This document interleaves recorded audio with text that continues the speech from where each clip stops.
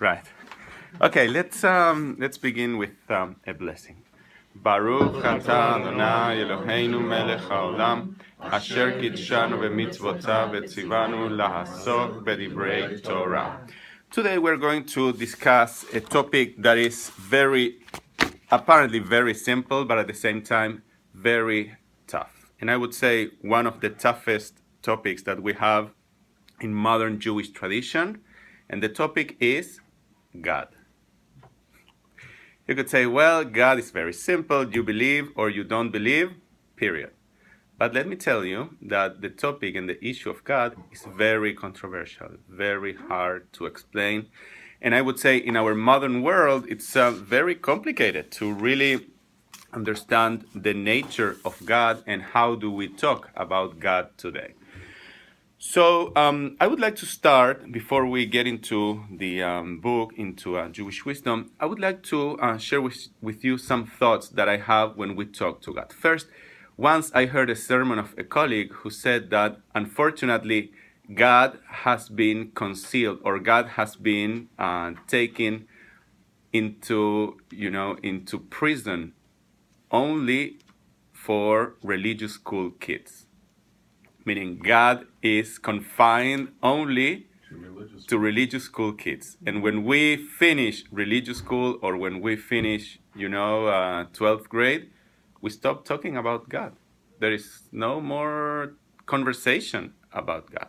So the way we interact with God, or the belief that we have about God, is the belief that we had when we were 14, 15, 16 years old, right?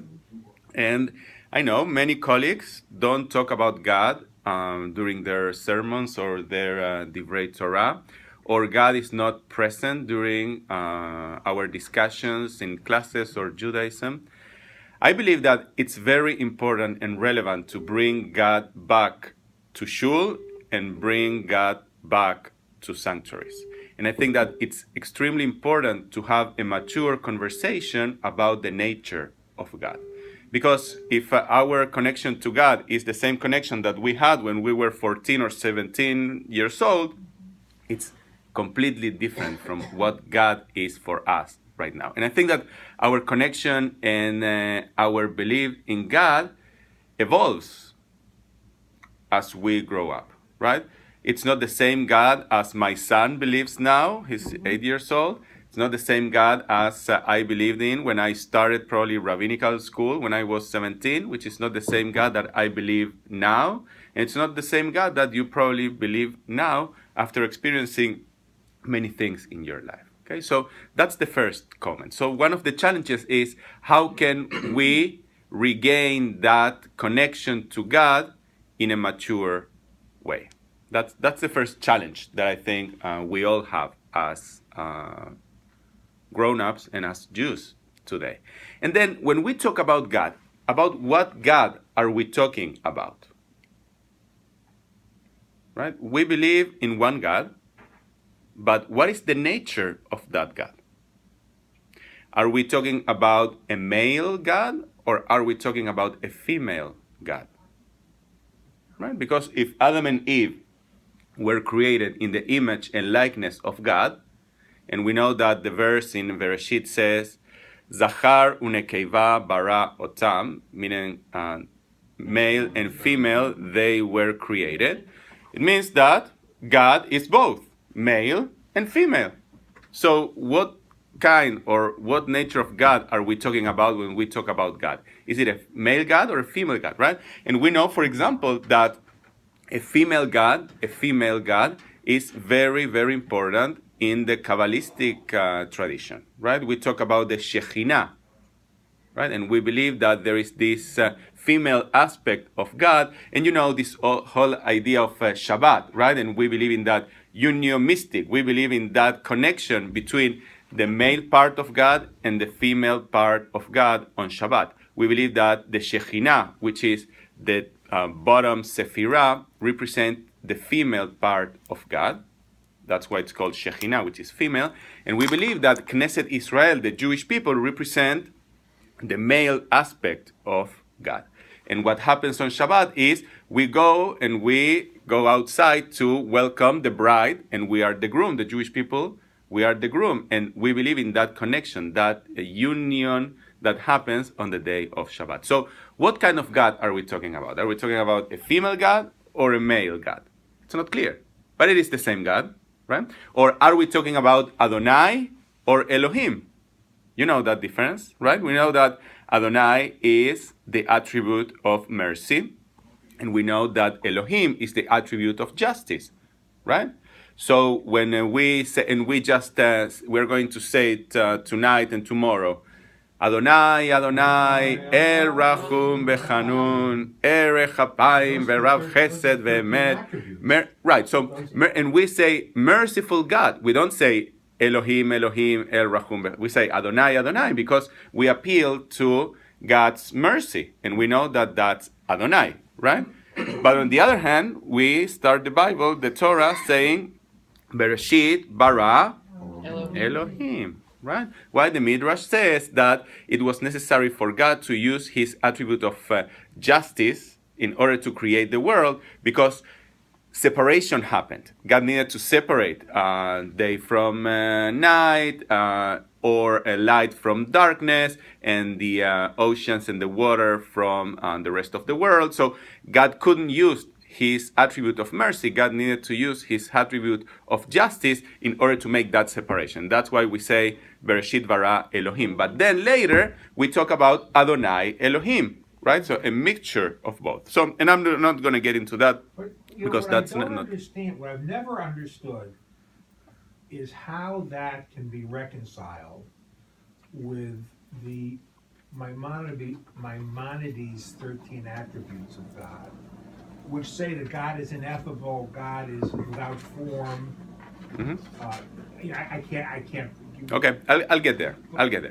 So what I'm trying to present to you first is this ambivalence that we have when we talk about God, right? So it's male or female. Is it Adonai or is it Elohim? And also, when you research through our Jewish history how different philosophers, including Maimonides, related to this idea of God, also the nature of God changed a lot.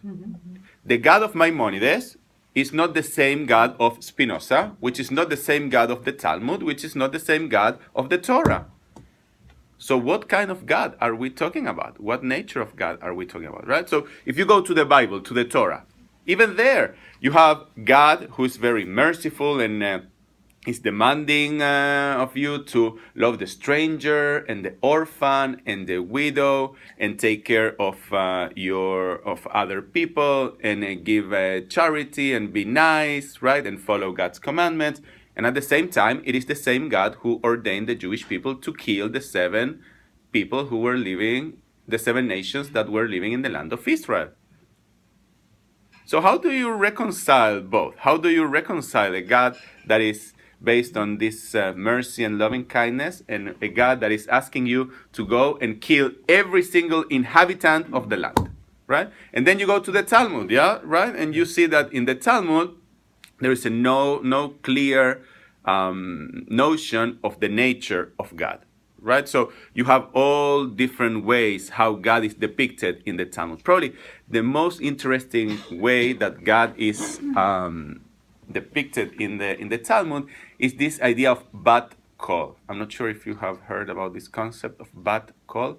Bat kol, well, kol is voice, and bat is like the daughter, but it's like a sweet and very tiny and very soft voice that will show up and settle discussions that happen in the Talmud, right? So, for example, some sages are. I'm reminded now of the episode of the Oven of Achnai, Tanuro shel Achnai, right? So, where I believe it's Rabbi Eliezer or other sages are discussing to the group of sages, and they bring many proofs about this, about that, to show that the oven is kosher or not kosher. And finally, the decision is a bat kol that comes from heaven and says, Lo v'shamayim hi, right? So it's not, and that's the end of the story, Lo v'shamayim hi. So, by the way, bat kol is a female idea. Right. It's not ben kol. Right. it's a bat kol. So Did it's they, not. Did they Any of the sages, refer to God as female? Oh, yeah. No, certainly. And the Kabbalah as well, and we know about this female side of the divine in Jewish tradition, right? So you go to, and then you go to the Middle Ages, right? Following what you were saying, Jim. So you go to the Middle Ages, and you have sages very rational, like Maimonides, who would say, "Well, I'm sorry, it is impossible to describe what God is. I cannot tell you what God is, right? God does so, but I can do it," says Maimonides, "by telling you what God is not," what we call the negative theology, right? So Maimonides' description is about what God is not what God is. So he says, "En lo demut," so the Igdal and the Adon Olam are based on these 13 attributes of faith, right? So there is no beginning, no end, and there is no physical form, no shape, right? So Maimonides said that's the only way I can describe God. And then you go to the Kabbalah, right? And we already talked about it, and we see that God is male and female at the same time, and we believe in this constant flow of energy coming from heaven, right? And they talk about the Ein Sof, which is the most elevated part of God or side of God that no human being can grasp it. And then you have the 3 top Sefirot, and then you have the 7 bottom Sefirot with Malchut, with the female part of God. So what God are we talking about? And then to make it even more complicated, you come to the modern times, right? And you talk and you hear say or philosophers like Heschel or Buber or Rabbi Kushner, right? That they talk about God. So this idea of Buber that you already know, right? The I and thou, right? That we find God in our relationships to other people, right? Or Heschel, this God that is revealed, in through revelation, that we can find God, and we need this leap of faith in order to understand and to feel the presence of God. And then you have sages like Spinoza, right? A pantheist who said, what? God is everywhere. God is nature. God is, right? So, and then you have sages like, philosophers like Kushner, right? Harold Kushner, who say, you know what? It's not clear that we can believe in God anymore, right? At all. And why bad things happen to good people, right? And then, if you were here on Shabbat, I was talking about this idea of Buber. I was talking about what we call in Hebrew Hastarat Panim, the hiding face of God, when it's very hard to find or to feel the presence of God. Right? And then you have radical theologians as Richard Rubinstein, who is one of our congregants, who would talk about the death of God. Well, I was talking to him after services. He said, it's not that, and we have talked about it many times in our conversations. He said, it's not that God is dead. It's the death of God for people. So it's a cultural phenomenon that is happening. It's not that God is dead. Right. It's the death of God for people, right? Then he didn't want to say this to me, but I feel like he's much more radical. He was much more radical at the beginning of his philosophy and his writings than what is he right now. I think that he softened a little bit his position about God. He didn't want to say that to me, but it's called mellowing. Right. So he's also hedging his bets as he's. Yeah. No, of course. So That's exactly right.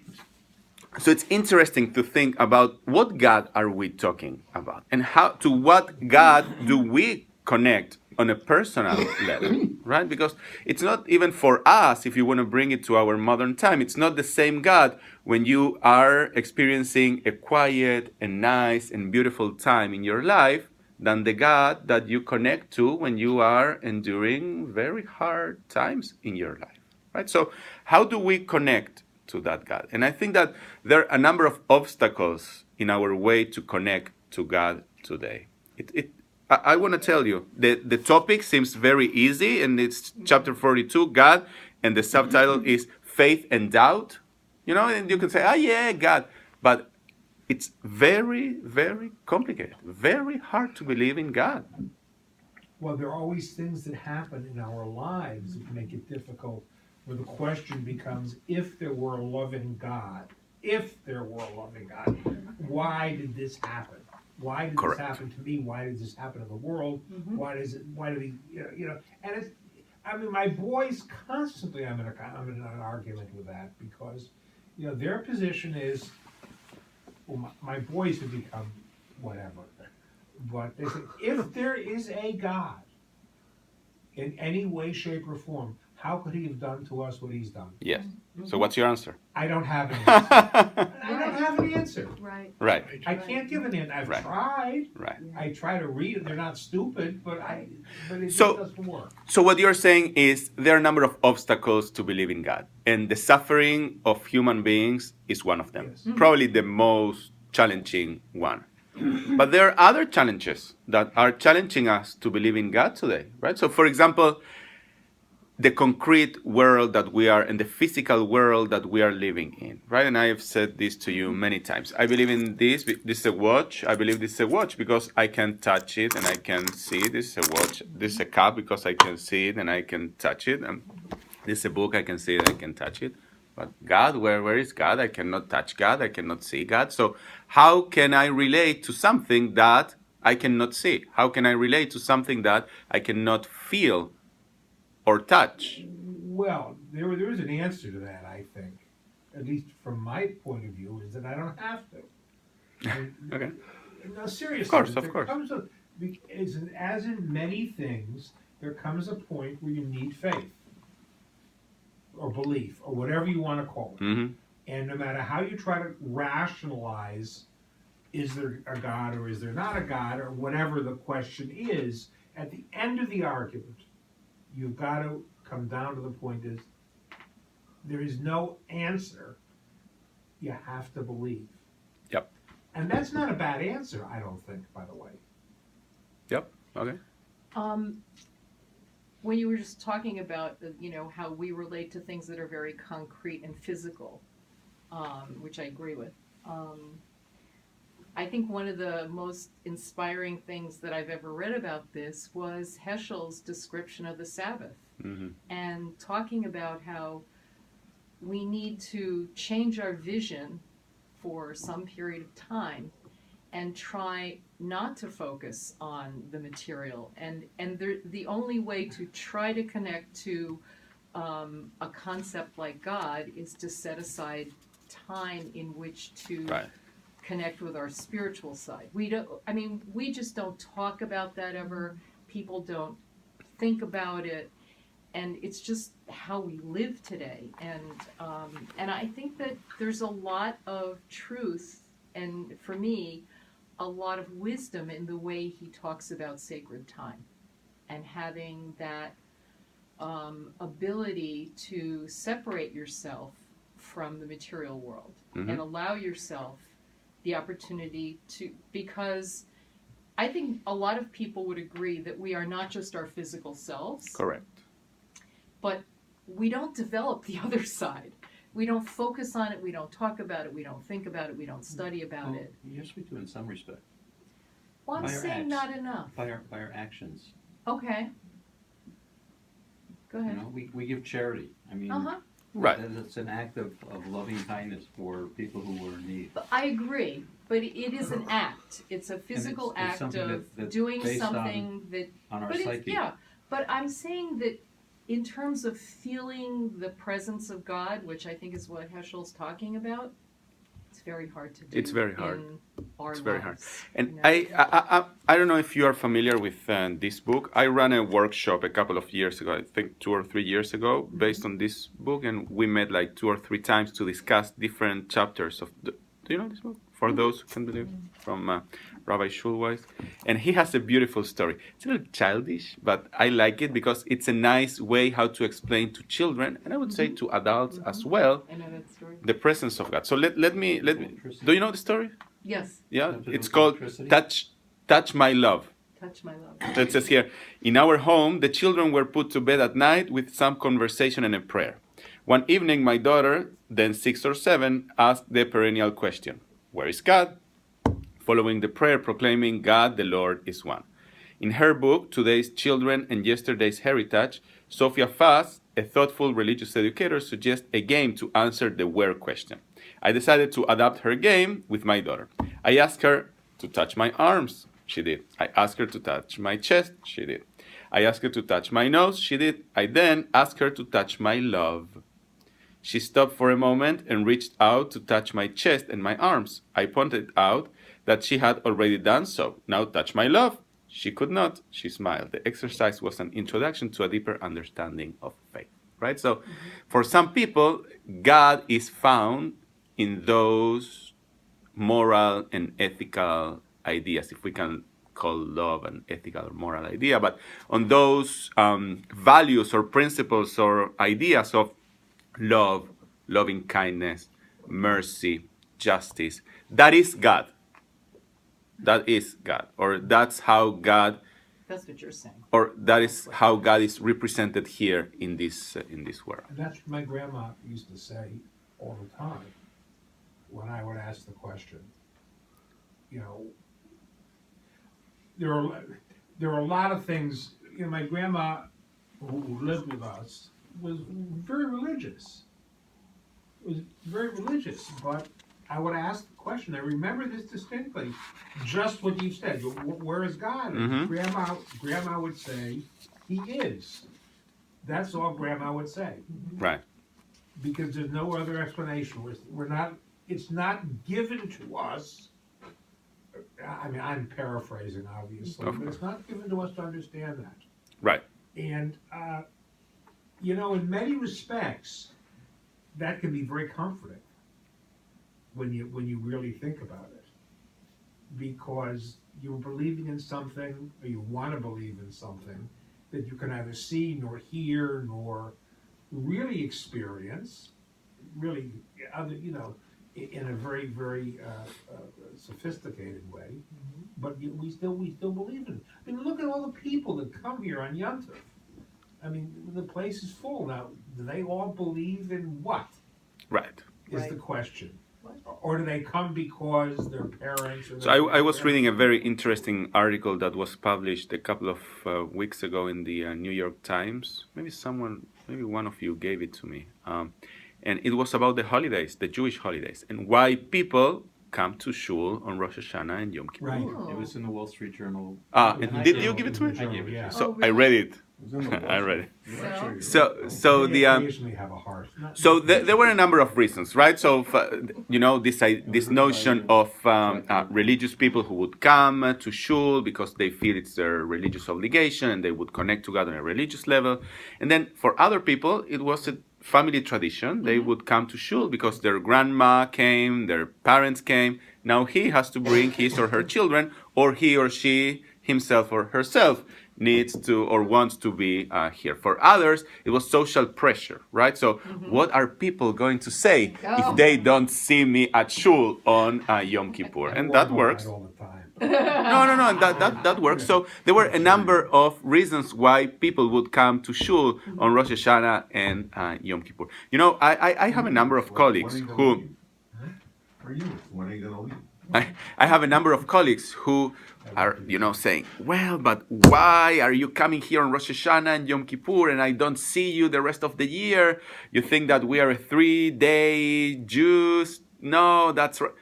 I love to see people coming, and I don't care if they come 1 day, 2 days, 3 days, 365 days. If they are here, it's great. And I love to see them coming for Rosh Hashanah and Yom Kippur. I hope they would come more, but if they're here, it is because they care. It is because they care. Good rabbinic answer. But I would venture to guess, and I have absolutely no basis behind this. If you ask the people that come regularly, you know, what do you get out of it? In other words, what does it, other than coming and being here, for whatever reason, what do you inside get out of it? I think you would find some very, very interesting answers. So what do you get? what would you say? He doesn't come often enough. No, he's here. When I This is came, Rosh. I'll- Oh, this When I- is right here, the new year. for all the years What a way that to I start. came every day, I really got something out of it. I got peace of mind. I got comfort. It was very meaningful to me. I've fallen off the wagon. I admit that. I mean, I don't come every day. I don't come on Shabbos usually. But when I was coming every day, I did get something out of it. I'm having difficulty explaining what it was. But I would walk out of here with a sense of, I can't say what the sense was. Well, for some people it's community. For some Yes. people is, bonding to other Jews who are doing the same thing and the same thing that we have been doing for many, many years. Thousands of It's a years. nice Thousands. way. It's a nice way to start the day. Yes. Right. Sort of a peaceful way to start. Correct. My time Correct. with God. Correct. What'd you say? My time with God. Your time with God. There you go. Since we are talking about God. But let me backtrack a little What he bit. said to me, Wally, he had, about you, God that is. There's a new TV show coming starting I this saw season. It's that. called God God friendly. Friendly. Yeah. No, but he says, why can't this man come on time? That's what he said to me. Or she. Hey, I wouldn't go there. You know how quiet it is when you're the only one in the sanctuary. Right. It's very calming. So let me backtrack to this idea of the challenges that we have today to connect to God. So one is suffering, for sure, right? And when we suffer, we doubt about the existence of God, for sure. Then I would say this concrete and physical world that we are living in. Can you think of any other roadblock or any other challenge that we face in our relationship to God? What else would you say? Yeah.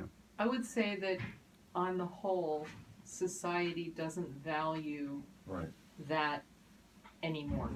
What is that? People being religiously observant. Okay.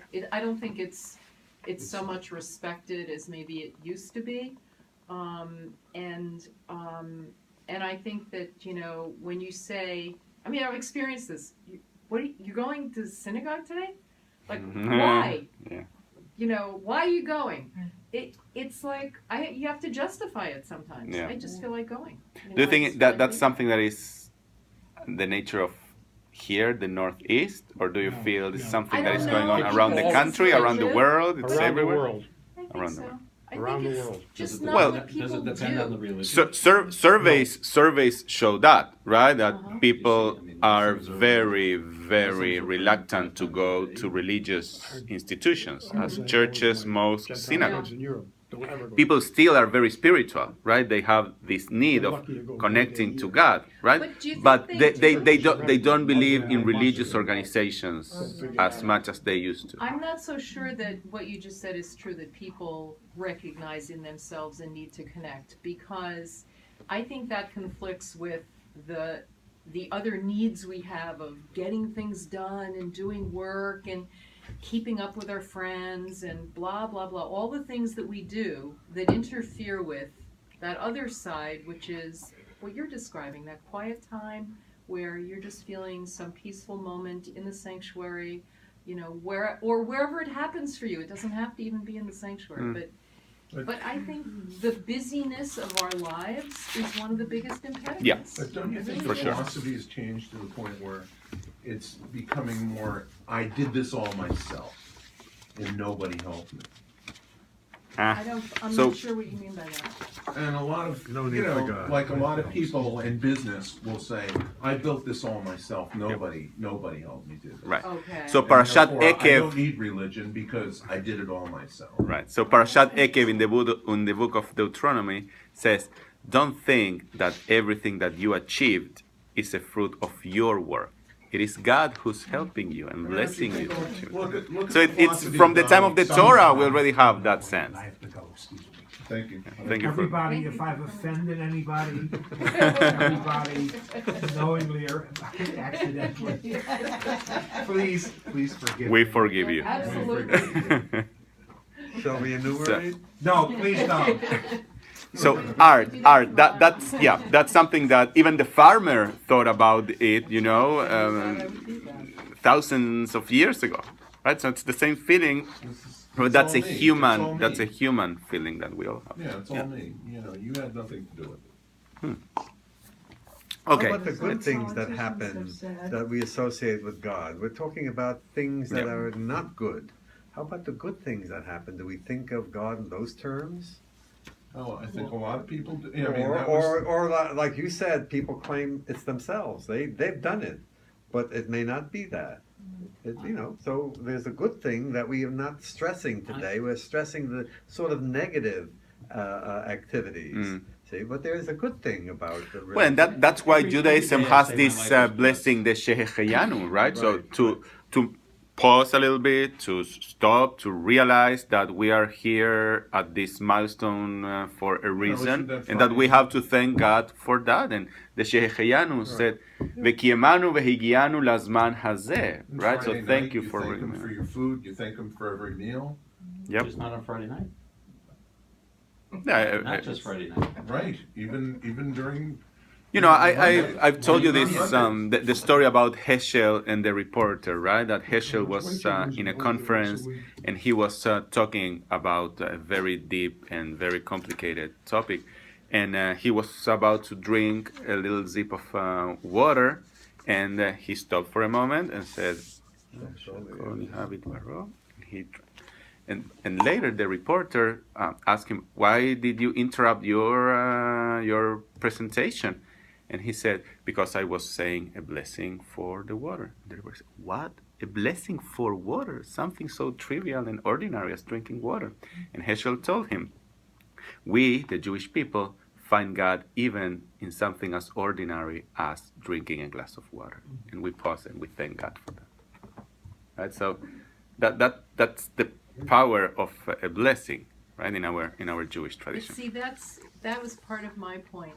We don't pause. We don't. We don't. We do not. We don't. Okay, I have 5 more minutes. So I want to show you 2 things. And since I made copies, I want to read a little bit from the book. And also, if we don't complete the chapter, please take it home. You'll have a lot of enjoyment reading this chapter here. I would like to skip the. What did you like? The first paragraph is the best one. Okay, so you want to read it? Let's see. Yeah, we can start there. What faith and doubt. If only God would give me some clear sign, like making a large deposit in my name at a Swiss bank. Woody Allen. Perfect. That's perfect.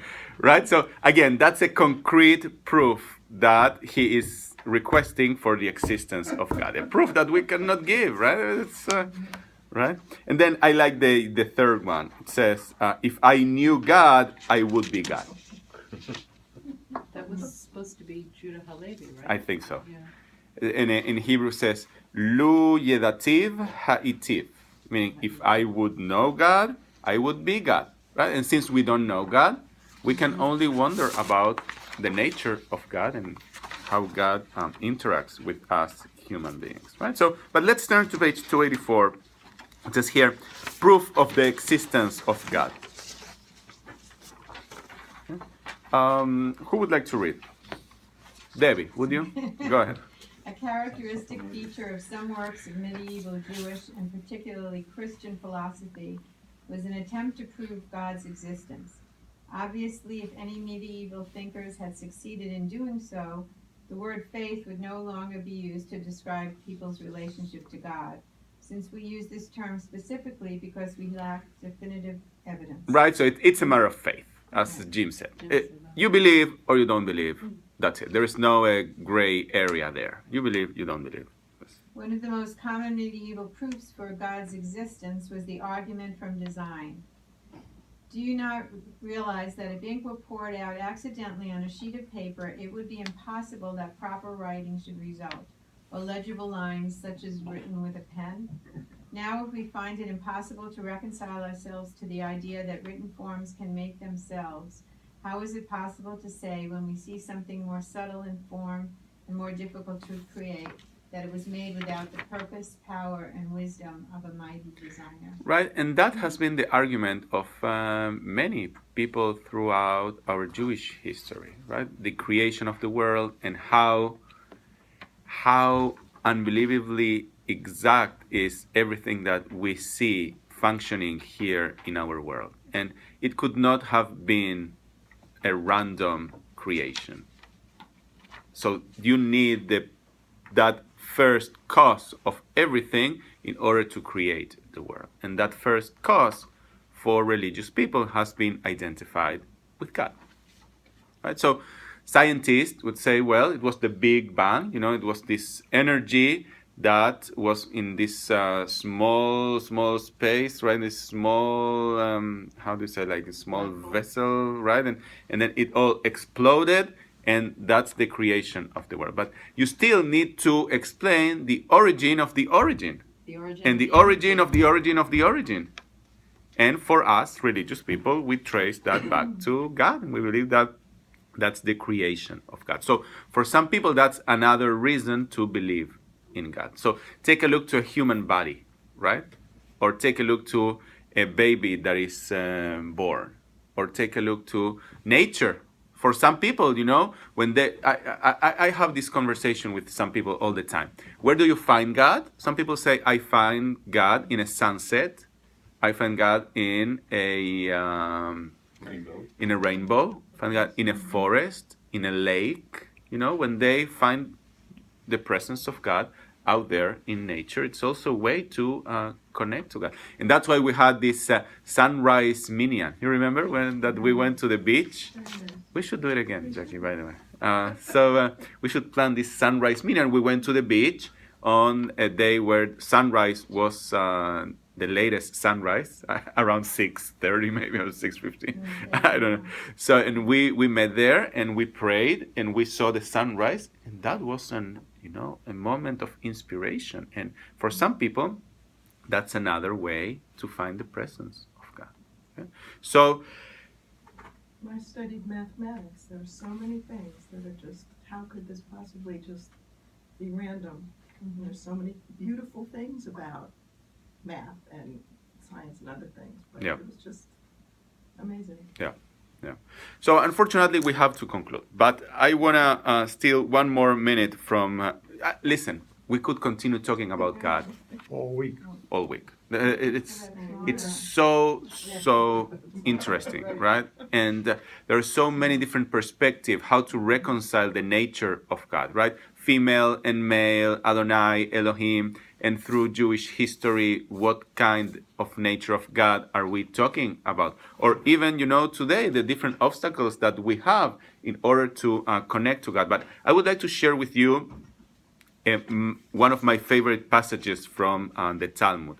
It's on Masechet Sotah, and I have shared this passage with you many times, but I think it is worth to do it today, following what you and Wally were saying earlier, and is how can we connect to God? And the Talmud says there that there are two verses that apparently are conflicting with each other. One verse that says that Adonai is a consuming fire, and another verse which says that you should walk close to God, or you should follow God and walk close to God. So how can you walk close to God? The Talmud asks, how can you walk close to God if it's a fire that is consuming you? You will die, right? It will burn you.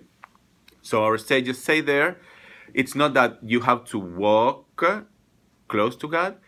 You have to imitate. You have to, how do you say it in English? It's like to do the same actions that God did or is doing in the world. It's the imitation of God. In this case, and they cite there 4 different examples. The first one is as God clothed Adam and Eve before throwing them out of the Garden of Eden. The Torah says that God himself or herself clothed the naked. So the Talmud says the same way you yourself should concern and wear those who are naked in your society. And then God visited Abraham after his Brit Milah. So the Talmud says you should visit the sick as well. And then God comforted Isaac after the loss of Abraham, his father. So the same way you should do Nihum Avelim. You should visit and comfort those who are having a difficult time in their lives. And the 4th example is as God himself buried Moses, you should bury those who don't have anybody else who could bury them. And that's why the Hevra Kadisha is so important in every Jewish community, because it's one of the most important mitzvot that we have. So for me, the presence of God is felt through imitating or through the actions that we do here in this world. It is true, we cannot touch God, we cannot see God, but we can see love, we can see kindness, we can see justice, we can see fairness. And that's how I believe and I feel the presence of God manifests in this world. Through our actions, if we are the representatives and if we were created in the image and likeness of God, when we act in that way, in a godly way, if you want, in a godly way, we are bringing the presence of God to the world. Okay? Good. Question, comments? Okay, I want to wish everyone a Shana Tova, Chatima Tova. May we all be inscribed in the book of life, health, joy, and sweetness for this next year. Shana Tova. So the article that I'd given the rabbi about why Jews go to